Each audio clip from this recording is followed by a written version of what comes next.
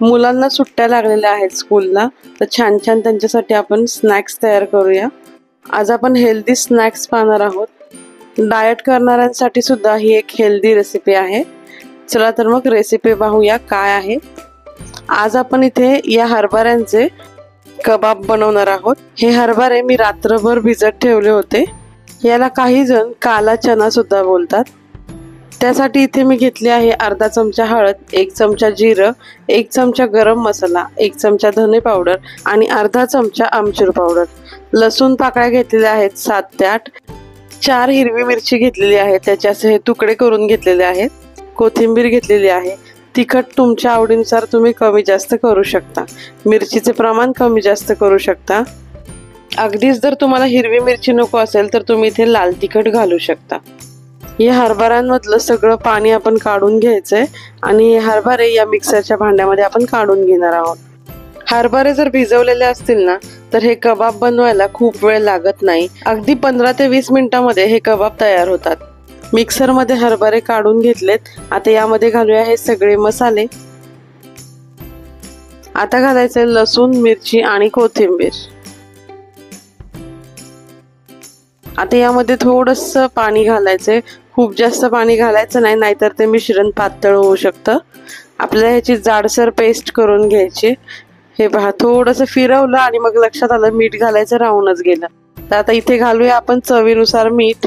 हे सगळं वाटताना जर मीठ घातलं ना तर ते व्यवस्थित मिक्स होतं। आता पुन्हा एकदा आपण हे फिरवून घेऊया। खूप जास्त बारीक करायचं नाही, थोडंसं जाडसरच ठेवायचं हे पहा, या पद्धतीने हे मिक्सरला मी सगळं मिश्रण बारीक करून घेतलेलं आहे। बघू शकता खूप जास्त बारीक सुद्धा नाहीये, हे असं जाडसर दिसत आहे। आता यामध्ये घालायचंय 2 चमचे बेसन पीठ। बेसन पीठ घातलं की याला छान असं बाइंडिंग येतं। या टिक्की छान वळल्या जातात। आता हे बेसन पीठ मिक्स करून घेऊया। हे पहा, हे मिश्रण छान मिक्स करून घेतलंय। आता हाताला थोडंसं तेल लावलंय मी आणि याच्यात छान अशा टिक्की बनवून घेणार आहे। हे पहा, अशा जाडसरच ठेवायच्यात या टिक्की। तेलाचा किंवा थोडासा हलका पाण्याचा हात घेतला तरी चालणार आहे, जेणेकरून हे जे आपण वाटून घेतलेले हरभरे आहेत ते हाताला चिकटले नाही पाहिजे, म्हणून आपण तेल लावलेलं आहे इथे। हे जे मिश्रण आहे हे थोडंसं आणखी घट्ट असेल तर याला तेलाचा हात घ्यायची गरज लागत नाही। आता हे सगळ्या टिक्कीज आपण अशाच करून घेतलेल्या आहेत। आता तेल गरम झालं होतं, त्यामध्ये आपण या सोडून देऊया। गॅसची फ्लेम आपण बारीक ठेवलेली आहे, कारण हे जे हरभरे आहेत तर हे कच्चे आहेत, तर त्यांना छान आतपर्यंत व्यवस्थित शिजले गेलं पाहिजे। त्यामुळे गॅसची फ्लेम आपल्याला बारीकच ठेवायची आहे। एका साईडने थोडं तळून घेतलं की आता मग आपण याला पलटी करून घेऊया।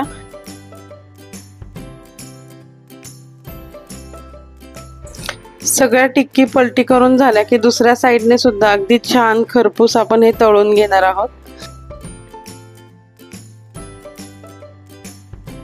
पाहू शकता दोन्ही साईडने अगदी टिक्की व्यवस्थित तळून घेतल्यात आपण, छान गोल्डन कलरच्या झाल्यात। आता या टिक्कीज काढून घेऊया आपण।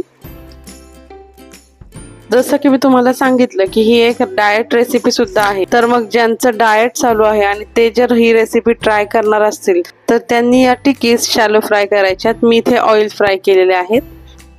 हे पहा, मी तोडून दाखवतेय। अगदी आतमधून सुद्धा छान असं हे शिजलेलं आहे।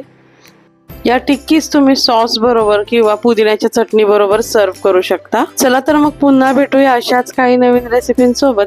तोपर्यंत चॅनलला लाईक, शेअर आणि सबस्क्राईब करायला विसरू नका। धन्यवाद।